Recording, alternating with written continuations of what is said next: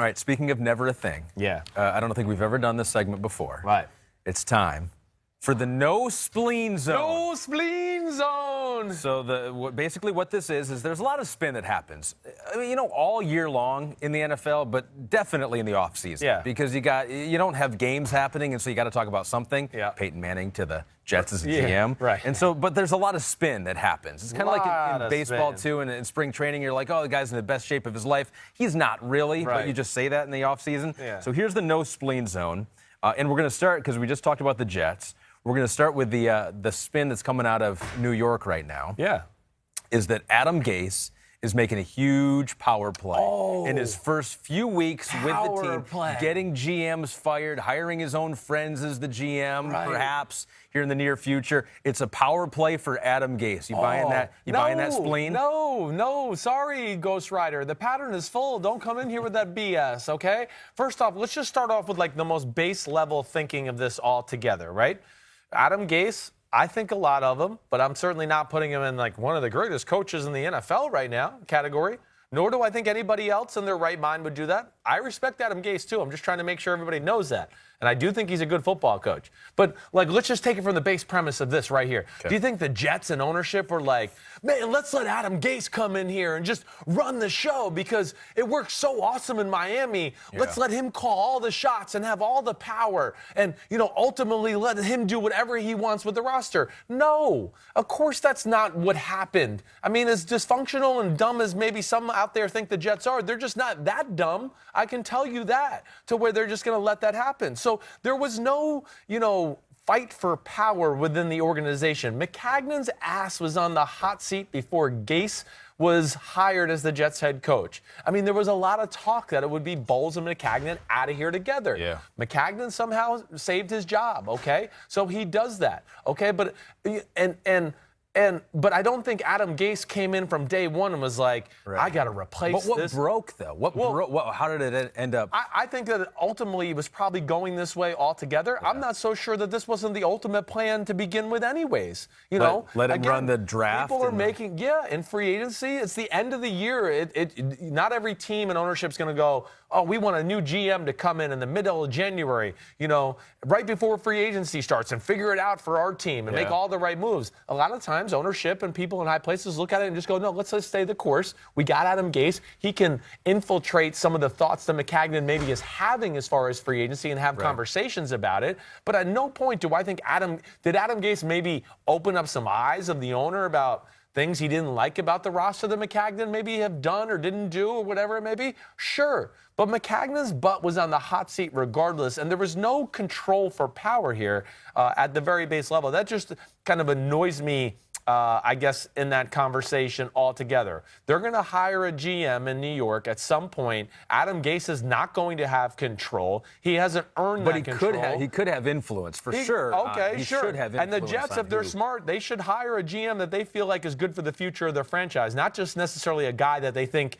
is going to work perfectly with Adam Gase, okay? So the name we're hearing is the Eagles VP of Player Personnel, Joe Douglas. Which makes sense. They worked together in Chicago. In Chicago for a year, right. So I don't know how much you know about Joe Douglas, but I mean, the Eagles, good Eagles track are record the last few years. Exactly right. He was with the Ravens, I believe, for a number of years too. And then you said the Bears. I mean, those are three front offices I would look at and go, ooh, that's a pretty damn good track record. Sure. I've heard good things about him. So, hey, we'll see where it goes from there. But I think that's the big thing. And the number one thing I heard more than anything with Mike Maccagnan through this process here is, one of the biggest concerns with the Jets in that is that Maccagnan was he was a big talker to the media. And I know that rubbed some people the wrong way in the higher-up positions with the New York Jets. They felt like Maccagnan was releasing information and some of the things that shouldn't be released into the media because of his connections and phone calls he was making. Oh, sure. Yeah. So there's a lot there to it. If you're looking for Adam Gase making a power play, is my point. Like if you're looking for reasons why the timing was what it was, I mean that certainly could be it, right? There's more information coming out than you would have liked. Not as crazy as everybody's trying to make it to be. This is the start of the new year for GMs right now. Yeah. So it's not a crazy move that the Jets made. I don't think this is like not thought out. I think this was thought out, and they felt like this was the right time. So, I mean, maybe they just didn't ultimately like some of the stuff that happened in the offseason, and one of those was signing Le'Veon Bell. Sure. He's got questions around that and didn't show up to voluntary workouts. So how much do you there's questions around everything Mike Maccagnan did as a GM. So Sure. it's everything that led up to it. Whether I talked about this a little last week, whether it's trading up to get Bryce Petty, who's no longer on the roster, or having one of the worst, dumbest draft picks we've seen in the last 10 years in Christian Hackenberg as a second-round pick, where I don't think most teams would have drafted him. I don't think he was draft eligible, let alone a second-round pick. And then a number of mishaps between then, overpaying Le'Veon Bell, overpaying guys like Jermaine Johnson, the optics of how it looks like when Anthony Barr spurned the team. It looked like Kirk Cousins spurned the team. So not only the moves, but I think the perception around the guy all led to him getting fired. You think Le'Veon Bell plays week 1 with the Jets? Yes, he's not getting traded. That you want to talk now. If that happens, I will go, okay, the Jets are dysfunctional, okay? I mean, because, again, Adam Gase might not have wanted to pay Le'Veon Bell $12 million a year, but I guarantee he wanted Le'Veon Bell. I mean, gosh, you get a chance. You're a better team with Le'Veon Bell. Yeah, you're the offensive play caller. You're known as the quarterback whisperer. All the things you want to work, Le'Veon Bell can help. So that doesn't make any sense. All right, no spleen zone number 2. Yeah. In the news is Patrick Peterson, who unfortunately the NFL announced Thursday he's suspended for the first 6 games to start the season. He violated the league's PED policy. It happened the same day that he was at his 2019 Patrick Peterson Celebrity Golf Tournament. So that stinks, that was poor timing for him. He'd known about it for months before then. But he has come out and said that you understand my character. He's basically saying, you understand my character. If you're watching on YouTube, you see the full quote here. Definitely sorry for what broke out today. For the most part, I think you guys understand my character and also understand my commitment on and off the field and also to my teammates and also to the Arizona Cardinals organization. So you understand my character. It's a 6-game PED suspension, but guys, it wasn't that bad because I got good character. What do you think of that? Well, no, your character's in question. I don't understand your character. I don't. And first of all, I know you don't know me that well, but if you listen to my old podcast or anything I say now, I am so anti-cheating. It drives me crazy. In fact, to the point where I even told Matt Casey, the producer here, when I made my 5 top route runners in football 2 weeks ago, I put Julian Edelman on there, and I shouldn't have because he's been busted for PEDs, and I should have never done that. And it pissed me off after I did it that I gave him the credit for that. But to me, no, Patrick Peterson, your character and our understanding of it is out the window. And again, I like Patrick Peterson in a lot of ways, but it's hard for me to root for him, or buy that bullshit propaganda right there. I mean, okay, there's a lot of things that got to go on for you to fail a drug test. A lot of checkpoints where you go through it, because I don't know that. I mean, let alone just failing, but I'm just talking about the checkpoints so you get your point to where you have a lot of points where you come to the crossroad and go, I'm not doing something good here. I'm cheating. I'm doing this wrong. Okay, and Peterson had, probably lots of incidences of that, whether that's first calling the person to try to get the PEDs to help you, to the point now to where, wow, here I am actually going to take the PEDs and receive the benefits of it. Right. But then to further it along, he got a 6-game suspension. Why? Because it's usually a 4-game suspension, but gets an extra 2 because the NFL also cost a masking agent in his urine. Or blood, or whatever they took in this instance, a masking agent to cover up the fact that he was cheating. Right. So, I'm against that. Patrick Peterson was probably on his way to the Hall of Fame. I know he wouldn't get my vote now. Sorry. It ruins it forever as far as that's concerned. I don't know what you were doing prior to this, but certainly in question altogether. And I'm certainly allowed to question your character at this point because of all the steps you took to cheat and also knowingly cover it up. And then also go to the front office and have the audacity to say, restructure my contract so I don't lose as much money in this suspension. And then also to say, it stinks that it broke out on this day of my charity event. The big thing is all these problems trace back to one spot, and that's to Patrick Peterson because he caused all these problems. So, I just, I'm not for it. Cheating in sports has no place for me, especially PEDs. Not only you cheating, guys on your team who are trying to make the roster. Sure. You're, cheating the sport in general by taking something that's going to make you better than you really are.